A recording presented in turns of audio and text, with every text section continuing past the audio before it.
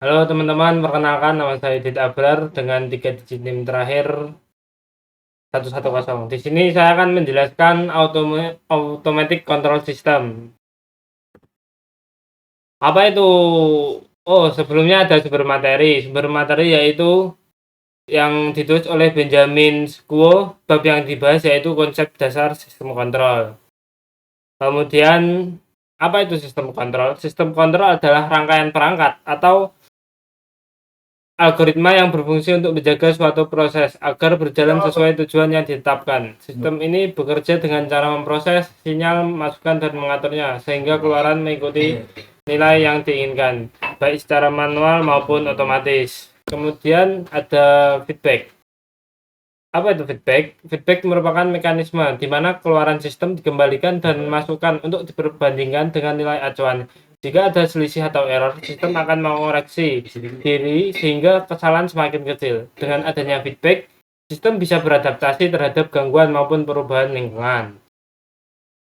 Kemudian, apa itu bit controller?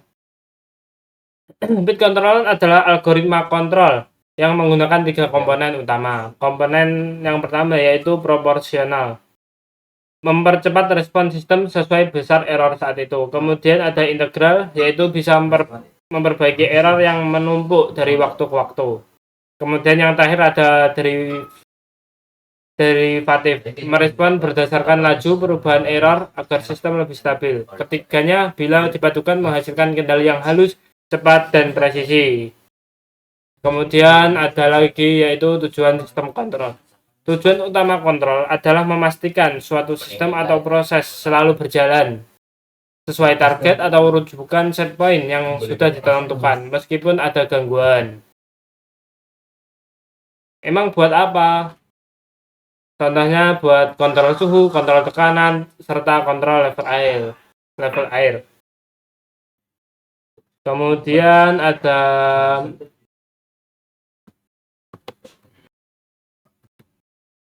komponen utama. Komponen utama sistem kontrol yaitu ada set point, nilai untuk target yang harus dicapai, kemudian sensor atau alat ukur membaca kondisi aktual. Kemudian ada controller, yaitu berguna untuk mengolah data dari sensor dan menentukan tindakan. Kemudian yang terakhir ada aktual, perangkat yang mengeksekusi perintah dari controller. Kemudian ada apa sih itu set point? Set point nilai yang diinginkan. Ini target yang harus dicapai sistem. Contoh suhu 25 Celcius pada AC. Kecepatan 100 km per jam pada mobil dengan cruise control. Kemudian apa sih sensor? Sensor adalah alat yang digunakan untuk membaca kondisi secara langsung atau keadaan aktual. Misalnya sensor suhu, sensor tekanan, atau sensor kecepatan. Kemudian apa sih controller itu?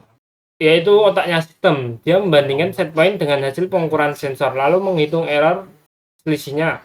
Setelah itu controller memutuskan aksi koreksi. Contoh PID, proporsional integral derivatif, sering dipakai di dunia industri. Kemudian apa sih akuator itu? Akuator adalah alat yang benar-benar menggunakan kondisi sesuai perintah controller.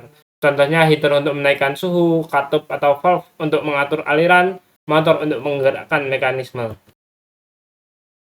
Kemudian ada prinsip dasar PID. Prinsip dasar pengendali PID atau proporsional integral derivatif adalah sebuah metode kontrol umpan balik yang digunakan untuk menjaga suatu sistem pada nilai yang diinginkan.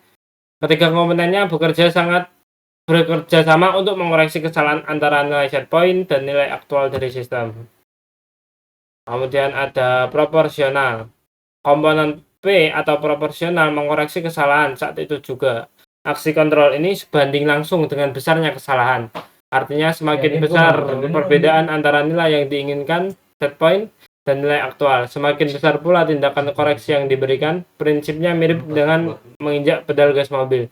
Jika Anda melihat speedometer menunjukkan kecepatan 50 km per jam, tetapi target Anda adalah 80 km per jam, Anda akan menekan pedal gas, tindakan koreksi lebih dalam. Semakin jauh dari 80 km, semakin dalam Anda akan menekan gas. Namun jika hanya menggunakan P, sistem bisa jadi tidak pernah mencapai target yang tepat dan selalu ada kesalahan atau error, sisa atau steady stator. Kemudian ada integral. Komponen I atau integral bertugas menghilangkan kesalahan yang tersisa, error jangka panjang atau state error. Fungsi kontrol ini mengintegrasikan atau menjumlahkan kesalahan dari waktu ke waktu. Dengan kata lain, ia mengingat kesalahan masa lalu jika ada kesalahan kecil yang terus-menerus terjadi. Komponen E akan terus meningkatkan aksi koreksinya hingga kesalahan tersebut hilang sepenuhnya. Ini seperti seorang pengemudi yang secara bertahap menekan pedal gas sedikit demi sedikit karena kecepatan mobilnya terus-menerus kurang dari target yang diinginkan, meskipun selisihnya kecil. Kemudian ada kontrol PID pada kehidupan sehari-hari. Kontrol PID pada mesin cuci otomatis bekerja untuk menjaga kecepatan putaran motor atau RPM agar stabil dalam akurat selama siklus pencucian dan pengeringan. Ini memastikan mesin bekerja secara efisien, tidak merusak pakaian, dan mengurangi kebisingan. Bagaimana PID bekerja pada mesin cuci? Yang pertama, pengukuran atau input. Sebuah sensor kecepatan teknometer secara terus-menerus mengukur kecepatan putaran drum saat ini. 2. Perbandingan atau set point. Nilai yang diukur ini dibandingkan dengan kecepatan putaran yang diinginkan untuk fase siklus tertentu, seperti saat mencuci atau mengeringkan. Kemudian ada contoh PID pada kehidupan sehari-hari, ada kalkulasi PID proporsional. Jika kecepatan drum jauh dari target, misalnya saat beban pakaian berat, komponen P akan segera meningkatkan daya motor untuk mempercepat putaran dan sebaliknya.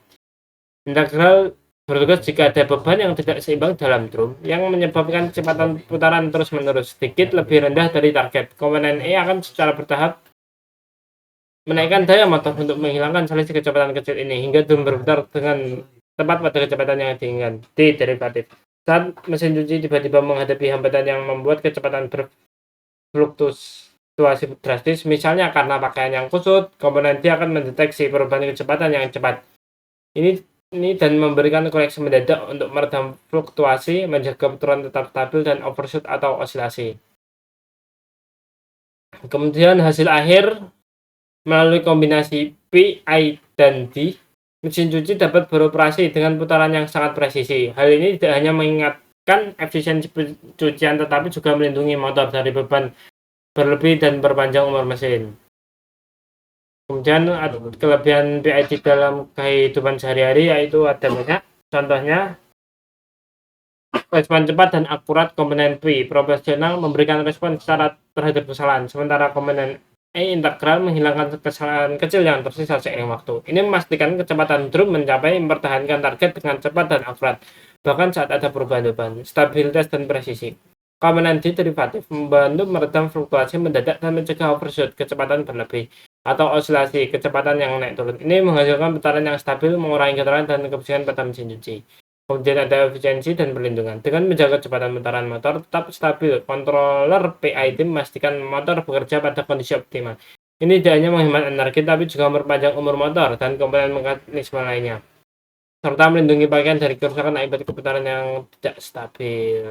Kekurangan PID dalam sehari-hari yaitu meskipun kelebihannya banyak, controller PID juga memiliki beberapa keterbatasan, yaitu penyetelan atau tune yang kompleks. Menemukan nilai yang tepat untuk parameter P, I, dan D bisa menjadi proses yang rumit dan makan waktu. Jika nilainya tidak diatur dengan benar, kontrol bisa menjadi tidak stabil atau terlalu lambat untuk merespon. Tidak ideal untuk semua kondisi. Pada kasus yang sangat ekstrem seperti beban yang sangat tidak seimbang atau masalah mekanisme yang signifikan, kontrol PID mungkin bisa sebenarnya mengatasi masalah dan menunjukkan kinerja yang kurang optimal. Sensitif terhadap noise. Komponen D derivatif sangat sensitif terhadap noise gangguan pada sinyal pengukuran. Jika ada noise, komponen D bisa bereaksi secara berlebihan dan menyebabkan output kontrol berfungsi dengan tajam. Kemudian ada kesimpulan, yaitu sistem kontrol berfungsi untuk mengatur suatu sistem agar bekerja sesuai dengan tujuan, seperti menjaga suhu atau kecepatan tetap stabil. Sistem ini menggunakan umpan balik atau feedback, yaitu data yang mengukur hasil aktual untuk membandingkannya dengan target yang diinginkan. Kesalahan atau error yang ditemukan kemudian dikoreksi oleh pengontrol. Salah satu pengontrol yang paling umum adalah PID, proporsional integral derivatif. Controller. Pengontrol PID bekerja dengan 3 cara. P merespon kesalahan saat ini, I menghilangkan kesalahan yang terjadi seiring waktu, dan D mencegah fluktuasi mendadak. Dengan kombinasi ketiga komponen ini, PID memastikan sistem dapat beroperasi secara akurat, stabil, dan efisien. Dan terima kasih.